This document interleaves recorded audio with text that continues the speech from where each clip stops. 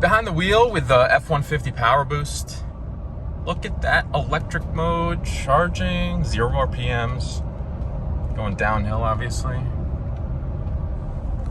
So this is the mileage that I've been getting over the last, what is this, 290 miles or so, 24 miles per gallon. As you can see, look at my electric miles. This has been all highway. So that's with not even really using the hybrid system. I think the truck is super underrated as far as mileage goes. The 2022 model year, they downgraded from 24 city, 24 highway to 23 city, 23 highway. And frankly, I've been averaging 24 and a half miles per gallon all day long. I mean, I don't drive like a lunatic, especially with gas being almost $5 a gallon. And I am using 87. I've ran a tank.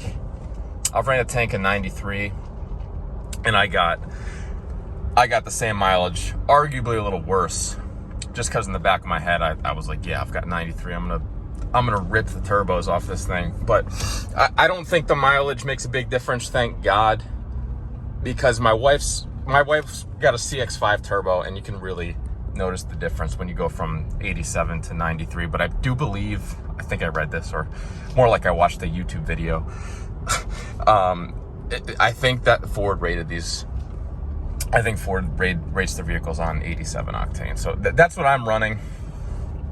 I run the cheapest 87 octane I can find. I know there's the whole thing about top tier fuels, but listen, I'm getting really, really good mileage. Apparently, above average mileage compared to what I've been seeing online. People are talking about 21, 22. I saw one guy complaining that he got 15. And I mean, the 15 is, there's something wrong with the truck. There's something wrong with the vehicle, because this truck, I mean, I get 24 and a half miles per gallon. And I think a lot of people just need to learn how to drive the damn thing, because first of all, you've got to stay out of the turbos if you want any sort of gas mileage. I mean, the truck is rated for 23 miles per gallon, but it's also rated for 430 horsepower, 570 foot-pounds of torque. So if you're trying to use the truck for 430 horsepower and 570 foot-pounds of torque, you're not going to get 23, 24 miles per gallon, obviously. The real trick with the F-150 is this. When you're coasting, you've got to get it into electric mode. Sometimes it doesn't want to do it. Like, as you can see, I'm driving in normal mode. This would all be green if it was eco mode. I don't really use eco mode except on the highway when I think about it, but I don't even bother to switch it, and I'm still getting my 24. And again, this is all highway, so this is usually right around 25. And by the way, the trip computer has been super accurate for me. I don't know, I drive consistently. I think people get inconsistent numbers when they, I don't know, have different people driving. Obviously, they'd have inconsistent habits. I'm either ripping on the truck or I'm driving for mileage. I'm kind of like a black or white type of guy, all in or nothing at all. I'm either driving for mileage and trying to get the best mileage I can, or I have it in sport mode and I have the windows down and I'm listening to the turbos whistle, which is also a lot of fun to do. The truck rips, but if you're gonna rip the truck, it's not gonna get mileage. Although I will say I've run about a half a tank, I'd say, quarter to a half a tank through the thing. And I mean, I don't get much worse than 20 miles per gallon, even when I'm ripping on it, which is pretty cool. It's a pretty cool feature. The one thing I don't have in this truck, regrettably, radar cruise control. My wife's so sick of me complaining about this. Her car has it. I frankly would have ordered it if I knew better, if I paid more attention, but I've got lane centering and I've got the 360 camera, and there's like 3 levels of Ford Copilot, and I just didn't quite understand that I didn't have the correct one. So to be completely transparent, I do have a 502A with all the same options on order, which I'll probably never take delivery of because of how ungodly expensive these cars are. Who knows? If the numbers work, the numbers work. But for right now, I'm gonna have to suffer through with a 501A Lariat. which is what this is. I do have the tow technology package, which right here, that's part of it. This is never going to get used. I think this is the silliest thing. I wish this knob wasn't even here. But it also does come with trailer brakes, 360 camera. So being a Lariat, it does have heated, cooled seats. Sport package comes with the brown inserts. It does have the 12-inch, I think, productivity screen. No gauges, all digital gauge cluster, which is super cool. I think this is super cool. That's worth getting a Lariat just by itself. Obviously, it has the leather seats, which are decent. I have a B&O, I don't have the Unleashed, and the next truck I ordered had the Unleashed, but again, who knows if I'm gonna get that. This is just the regular B&O system. It's fine. It's fine. Who knows how much better the Unleashed is, but this system's fine. Nothing to write home about, but it's okay. You know, again, at some point you got to stop checking boxes, because you could build a truck that's, you know, $90,000, and then, you know, whatever. So I custom ordered this. I ordered it on July 4th, got it like May 25th. So quite a delay there. But yeah, this is, by the way, let's see, so normal, tow haul, economy, sport, and it does do the stupid 4-wheel drive shift, but all you got to do is click too high and you're still in sport mode. And then the truck rips. Look at this. The truck's way too fast for how it handles. Let's put it that way. Way too fast for how it handles. I saw Livernois made a tune for the thing that adds like 100 wheel horsepower. I don't know why you'd ever do that. I mean, it comes with a pretty decent warranty, a really great warranty on the hybrid components. I wouldn't ever do anything to jeopardize that. And, you know, frankly, the truck doesn't need any more power.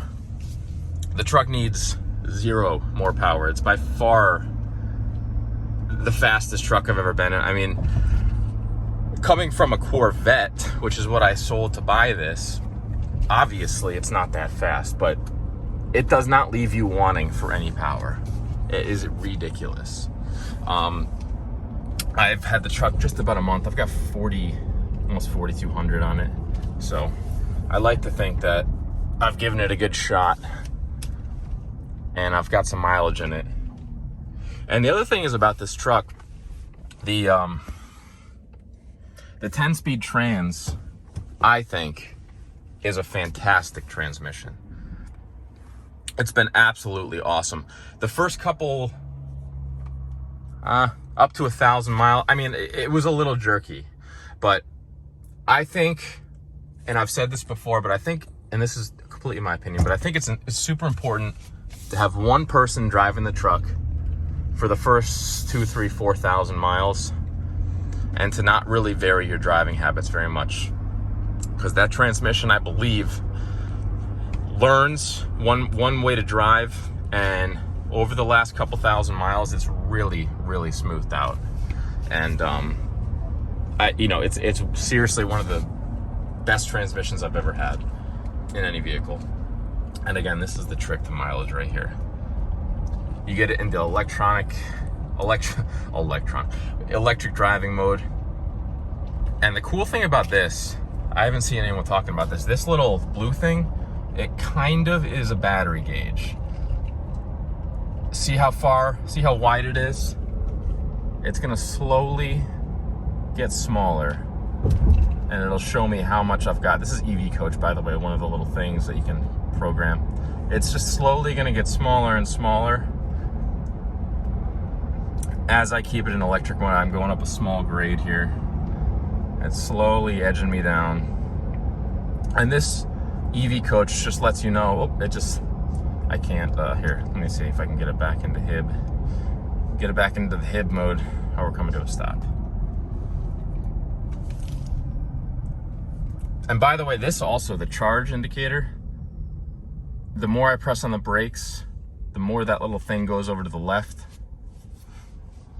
And what that does is it uses the first like half inch of the pedal travel or whatever, it's regenerative braking. It doesn't use the actual brakes. It uses the electric motors, I would guess spinning backwards to charge the batteries. And that's what you're using to apply brake pressure for the first little bit. Once you get past the first half inch or so of brake travel, it switches over to the actual brakes. But that little gauge right there, the charging gauge, is what does that. Shows you where you are in the regenerative braking spectrum, I guess you'd call it. So you can see when you're using brakes or when you're using regen, which is kind of a cool feature, in my opinion. So I think overall, this truck is super cool. I bought this truck because I just thought it was so cool. I thought the hybrid was so cool. I drive a lot for my job.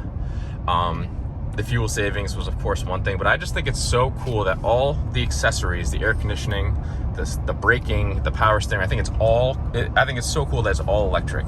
And when you come to a stop sign or a stoplight, or you're in traffic and you're just idling, I think it's awesome that the truck just doesn't idle. It turns off. It powers all that crap basically with energy that you've captured from braking. And you're not sitting there idling, just burning fuel. It's not even really about the environment. I just think that's super cool that when you come down a mountain and you're waiting at a stoplight, that you're powering the truck from that energy it took to stop. I think that might be a really silly reason to buy this truck, but that's why I bought it. Turns out, gets better mileage than they advertised, has an outrageous amount of power. It's the smoothest driving truck I've ever driven. It's super fun to drive. Just with this whole deal, trying to keep it in electric mode, or like I said, turning it into sport mode and using that gauge and ripping the turbos. You can hear the turbos really well with the windows down. With the windows up, it's so well insulated that you can't hear really anything. But I think it's worth the money. Debatably, I mean, $68,000 out the door was a tough check to write. But hey, it is what it is. Super cool truck. Everyone who is wondering whether or not to get the PowerBoost, get the PowerBoost. You'll love it. You'll absolutely love it. But I think if you're trying to save money or you're wanting a less expensive truck, the 2.7 is the way to go. I bought this because I thought it was cool. The 2.7, I think, is the motor for an everyday truck driver.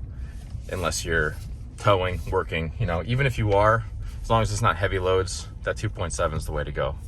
So that's all I got for you today. Talk to you later.